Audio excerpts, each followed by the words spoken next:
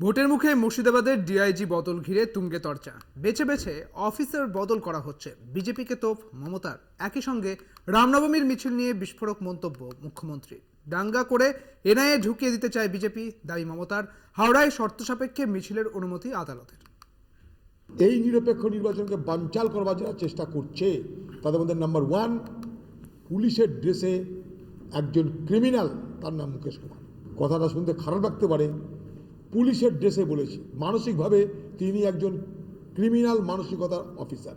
আমি সংখ্যালঘু ভাই বোনদের বলবো, যদি দেখেন স্লোগান দিচ্ছে 17 তারিখ ওটা ওদের দাঙ্গা করার দিন, আমি মনে করি ওটা মানুষের সম্মানের দিন হোক, ঐক্যের দিন হোক।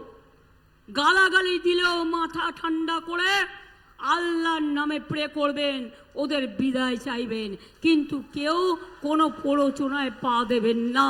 এর আগে ডিজি পুলিশ অফিসার বদল ঘিরে তুঙ্গে ওঠে রাজনৈতিক চর্চা। এবার ভোটের মুখে মুর্শিদাবাদের ডিআইজি মুকেশের বদলি জানিয়ে শুরু হয়েছে রাজনীতির দড়ি টানাটানি। এই মুকেশ কুমারের তৃণমূল দলের হচ্ছে আগমার্কা দালাল, আগমার্কা কৃতদাস মুকেশ কুমার, এবং এই মুর্শিদাবাদে নির্বাচনের আগে ভয়ঙ্কর খেলা খেলছিল। বিশেষ করে আমার লোকসভা কেন্দ্র বহরমপুরের ভয়ঙ্কর খেলা খেলছে এই মুকেশ কুমার, দাঙ্গা লাগানোর চেষ্টা করছে।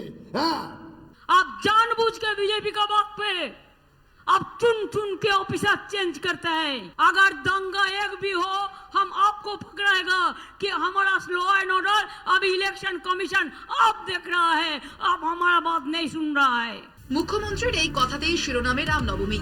17 এপ্রিল রামনবমীর মিছিল। মুখ্যমন্ত্রীর দাবি ওই দিন অশান্তি পাকানোর ষড়যন্ত্র করছে বিরোধীরা। আপনাদের এখানকার যিনি প্রার্থী তিনি বোয়া কলমে একজন বড় গুন্ডা সর্দার। আমাদের শান্তি রক্ষা করতে হবে। ওরা চায় দাঙ্গা করে এনআইএ ঢুকিয়ে দিয়ে ভোটটা যাতে না হয়, আর ভোটটা যাতে ওরা ছাপ্পা মেরে দেয়।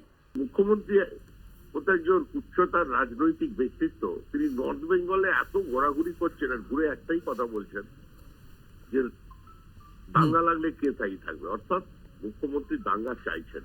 আমরা এটুকুনি বলতে পারি, আর কত রাম বিরোধিতা করবেন? রাম কি নাম বদনাম না কারো।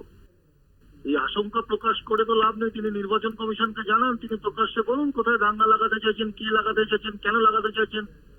দাঙ্গাকারীদের প্রশ্রয়দাতা যারা আছে তাদেরকে কোমরে দড়ি বেঁধে জেলে ঢুকিয়ে দিন, কিন্তু বাংলার মুখ্যমন্ত্রী, তার তো হাতে প্রশাসন আছে, পুলিশ আছে, তিনি সেই কাজটা করুন। শুধু মাইকের সামনে এসে কথা বলে তো লাভ হবে না। রামনবমীর মিছিল নিয়ে মামলা গড়িয়েছে আদালতে। হাওড়ায় শর্ত সাপেক্ষে মিছিলের অনুমতি দিয়েছে আদালত। কি কি বলা হয়েছে সেখানে? মিছিলে কোনো অস্ত্র ব্যবহার করা যাবে না, 200-র বেশি লোক থাকতে পারবে না, ডিজে ব্যবহার করা যাবে না, প্রয়োজনে কেন্দ্রীয় বাহিনী চাইতে পারবে রাজ্য, কোনো গোলমাল বাঁধলে তার জন্য দায়ী থাকবে মিছিলের উদ্যোক্তাদের 5 জন। কলকাতা টিভি।